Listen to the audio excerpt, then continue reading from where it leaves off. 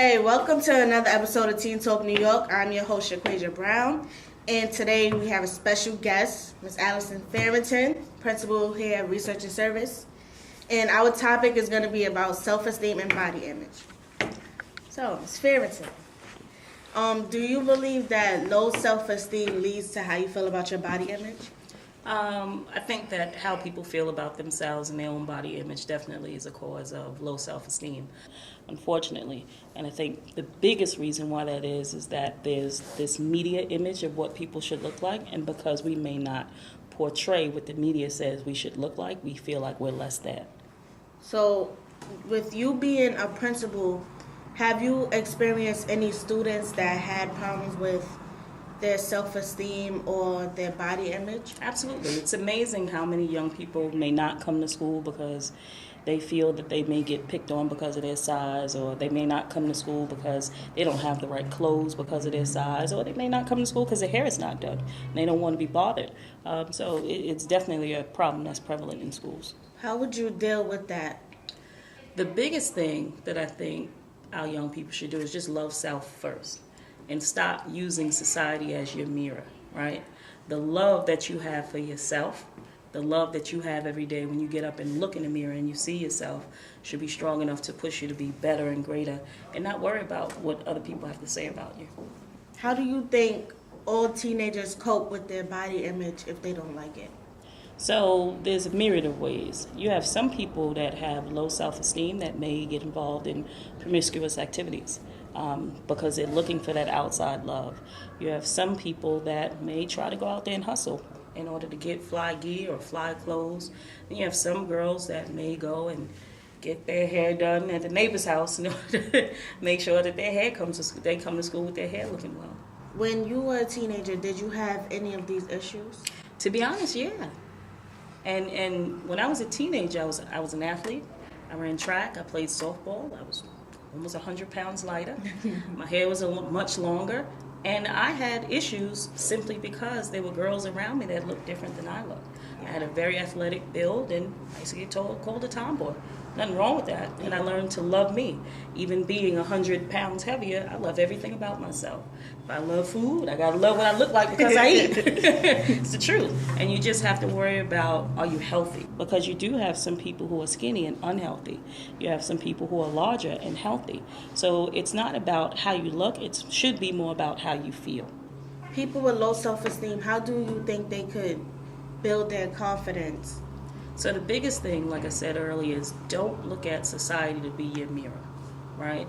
You have to find something within you that you're extremely talented, that you're extremely proud of, and that thing could be something so small as being a humble person. Like I'm excited to be around humble people, and if you find that thing that you love, you use that thing to be your gift so that you can do great things with it. And what I mean by that is, if you're somebody who may be plus size, right? One of the things that I'm aware of is I'm plus size. So I have to be very conscious about how I dress. Mm-hmm. Just because it says it fits me, that doesn't mean I should be in it. Yeah. And I realize that I have to be a role model for other young women who are plus size as well. Because young girls have this thing where if everybody's wearing it, I should be wearing it too. And you can't sometimes. Yeah. I need to be the big girl fashion police some days because you can't. Just because it's made in your size, it doesn't mean that it's for your body type. And there are other, plus size clothing is fashionable.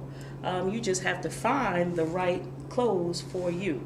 I'm not one that's all about, I need to go to the gym and lose weight. No, if I go to the gym, it's not about losing weight, it's about being healthy, right? I have a school to run. I have children to live for. I have personal goals and aspirations that I want to achieve, and I need to be around to do so. Do you believe that if you don't like what you see, that you should change it? Like, you can't, like, it's a must. It's not a must because I think that that's where people may get into something called body dysmorphia. So what may happen is I may see this thing, even if, let's say I was a size 6 and I was a model size 6.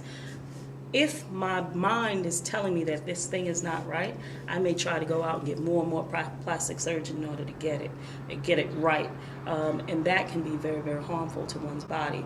But if it is something as small as like I really need to lose a couple of pounds because I am overweight and I am unhealthy, then you definitely can go about changing your body or changing your activities so that you can change your body. You said in the media you're seen as how people expect you to be like models. Mm-hmm. So do you think that people that are actually models, they go about changing their body size in a harmful way? There may be some models that actually do that. There may be some celebrities that actually do that, and it's very unfortunate because they have to understand that they're on a platform where the world can see them and people follow them. So they need to be really, really careful. Body size and body image and the size of our clothing wasn't really a factor in previous days, because if you think about the history of our country, most clothing was made at the house. Yeah. So once you have this inception of mass production of clothing, and people had to figure out how do you buy it, and they put clothing size on clothing, that's when it really became an issue. And then you'll see that many of the models that modeled these clothes became smaller and smaller.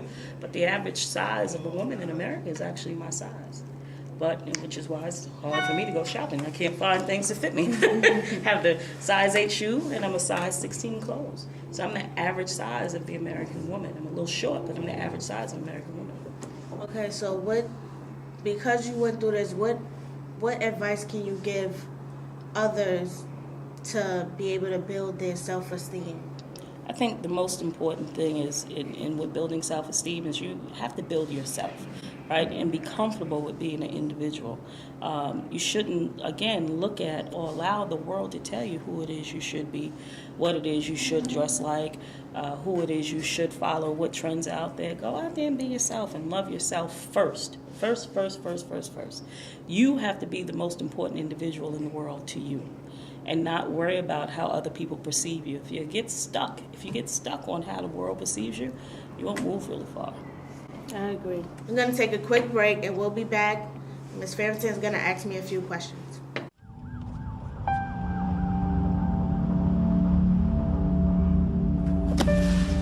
When life's this hard, graduating can be even harder.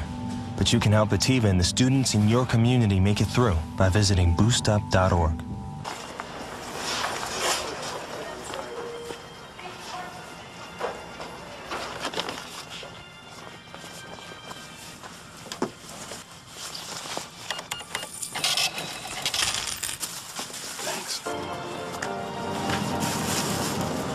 The smallest moments can have the biggest impact on a child's life. Have you been a dad today? So welcome back. Ms. Farrington is going to ask me a few questions. So one of the questions you asked is, do I feel like, or my students have issues with body image? Do you feel like your classmates have any issues with body image? Definitely. Because everybody doesn't like how they're seen from others. You might like what you see in the mirror, but everybody else might not like what they see. Okay. And what are some things that you would tell a young person? Something I would tell a young person is don't worry about what everybody else is thinking about how you look. I would say just keep doing what you're doing, and if you feel like you should change something about your body, meaning like exercising more, then you should do it, but don't overdo it. Thank you, Ms. Farrington, for being on the show. Thank you for having me. No problem. I'm your host, Shaquasia Brown. If you have any questions you think we should talk about on the show, please hit us up at the email below.